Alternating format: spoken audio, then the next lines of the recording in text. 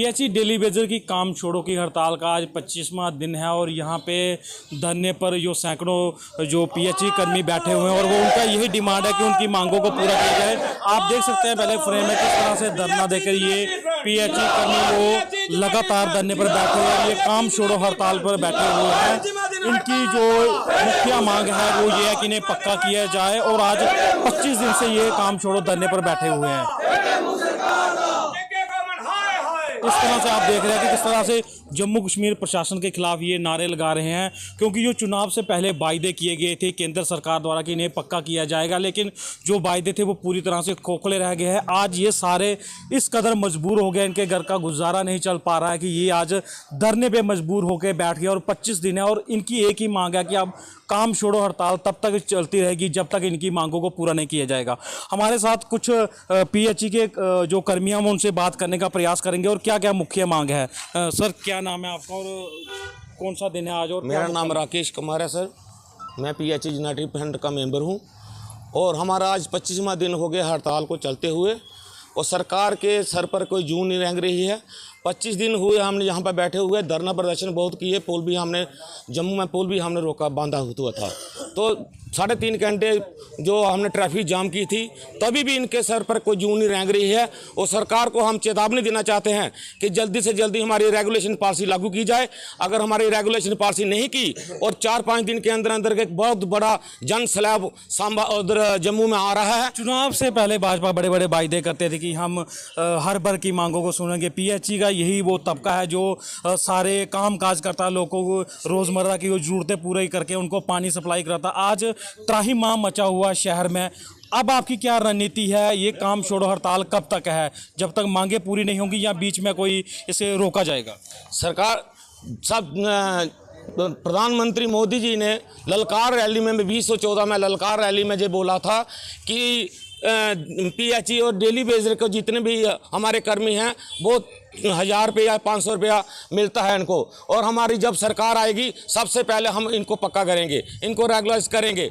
और 20 से 14 से आज तक देख लो, आज तक किसी ने हमारी बात नहीं सुनी है। और जब अगर प्रधानमंत्री झूठ बोल रहे हैं तो इस जो अन्नी बहरी सरकार, गूंगी सरकार, जो लंगड़ी सरकार जम्मू में बनाई हुई है, ये क्या करेगी? अगर एक देश का प्रधानमंत्री झूठ बोल रहा है तो इनका हम कैसे सच मान लें? और सांबा में हम अपनी सांबा की बात करते हैं, सांबा में हाहाकार मचा हुआ है, पानी का त्राहिमाम हुआ है, पर इन अधिकारियों को ये भी नहीं पता लग रहा है कि हम इनके बारे में सोचें कि डेली वेजर की वजह से ये पानी की समस्या बनी हुई है और सरकार हमें बिल्कुल रियायत नहीं दे रही है। और 17 महीने का हमारा बकाया वेतन है, 17 महीने का बकाया वेतन हमारे साथी, हम क्या कहें, हमारे साथी जो हैं वो कम से कम इनको फीसें नहीं है स्कूल में, राशन वाला राशन नहीं दे रहा है, दूध वाला दूध नहीं दे रहा है, कहाँ जाएं, क्या खाएंगे? हम इतने परेशान हो गए हैं और अब हम मरने मारने की नीति में आ गए हैं। जहाँ तो हमें मार दो, जहाँ तो हमें रेगुलेशन पॉलिसी दो, यही दो बातें हैं हमारे पास।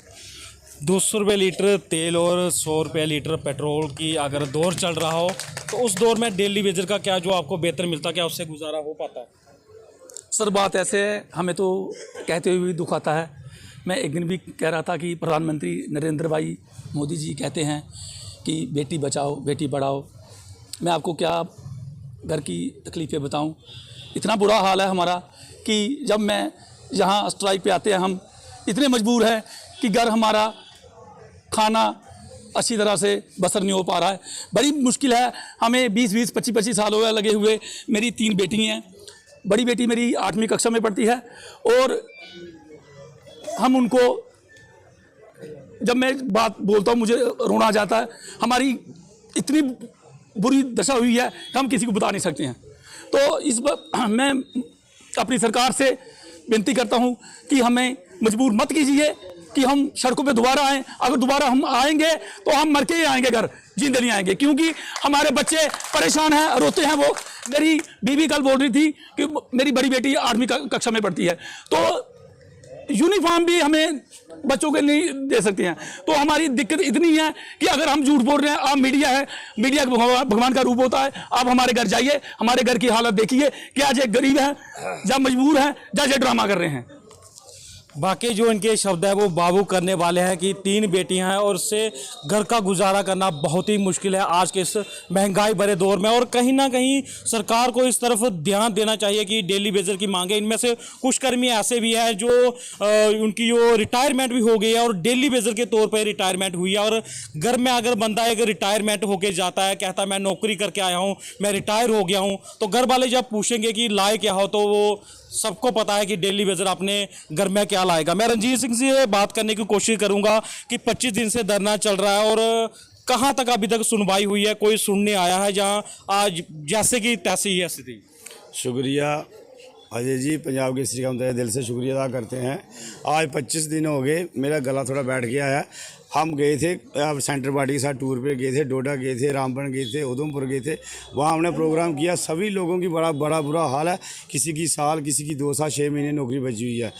सर, मैं आपके माध्यम से, पंजाब केसरी के माध्यम से ये बताना चाहता हूँ कि 25वां दिन है आज, लेकिन सरकार ने थोड़ी बहुत हमारे से बात कल शुरू की है। अब इसका अंजाम क्या निकलेगा वो मंडे को पता चलेगा। मंडे को उन्होंने सेक्रेटरी में हमें बुलाया है, 5 मेंबरी जो हमारी कमेटी है उसको बुलाया है। देखते हैं बातचीत से मसला हल होगा। लेकिन हमारी इतनी बुरी कंडीशन है कि कल हमारे बच्चों का रिजल्ट निकला है। मेरी बेटी भी 10वीं में से पास हुई है, लेकिन हम अगर ट्यूशन पढ़ाते तो शायद 90+ लेती, 70% से ऊपर नंबर लिए हैं। तो मुझे वो कल बोल रही थी अगर पापा मैं भी ट्यूशन पढ़ती तो मैंने 90+ नंबर लेने थे। तो हमारी इतनी बुरी कंडीशन है कि हम उनको एडमिशन भी नहीं करवा पाएंगे। और मेडिकल रखेंगे, नॉन मेडिकल, हमें ट्यूशन वाले नहीं मिलते, ट्यूशन कहाँ से पढ़ाएंगे, पैसे नहीं मिलते हैं, वर्दी के लिए पैसे नहीं मिलेंगे। हमारी बड़ी कंडीशन है, बड़ी बुरी हालात हमारे चल रहे हैं। हमारे साथी देख लो आप जो बैठे हैं, 25 दिन से यहाँ सांबा में लगातार प्रोटेस्ट चल रहा है।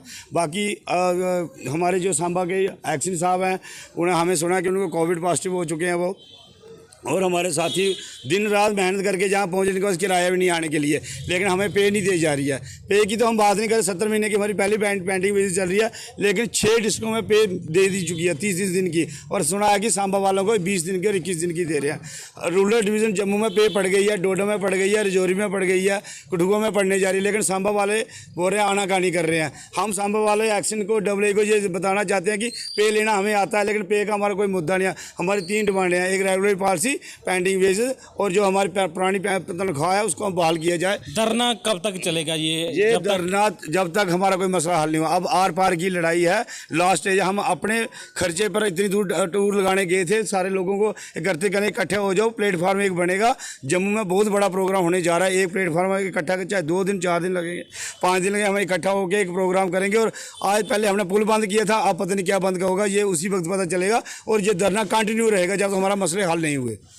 तो यहाँ पे इनकी अंतिम आवाज़ यही है कि ये धरना तब तक चलता रहेगा जब तक उनकी मांगों को पूरा नहीं करेंगे। और इससे बहुत ज़्यादा जो जिला सांबा में लोगों को फ़र्क पड़ रहा है, क्योंकि पानी के लिए हर जगह हाहाकार मची हुई है, पानी कहीं भी नहीं आ रहा। और जब तक इनकी मांगें पूरी नहीं होगी तब तक उम्मीद है कि पानी आएगा भी नहीं। और इसलिए सरकार को अब सोचना चाहिए कि अगर लोगों की ज़रूरतों को पूरा करना होगा तो पहले इनकी सुनवाई करना बहुत ही ज़रूरी है। पंजाब के CTV के लिए अजय सिंह, सांबा।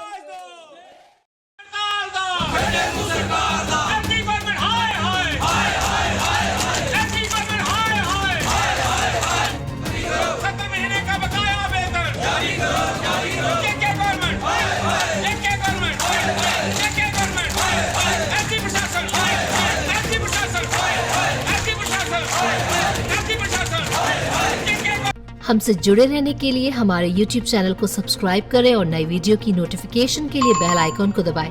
अगर आप ये वीडियो Facebook पर देख रहे हैं तो लाइक जरूर करें और ज्यादा से ज्यादा शेयर करें। इसी तरह के और भी अपडेट्स के लिए फॉलो करें हमारा Instagram पेज himachal.kesri।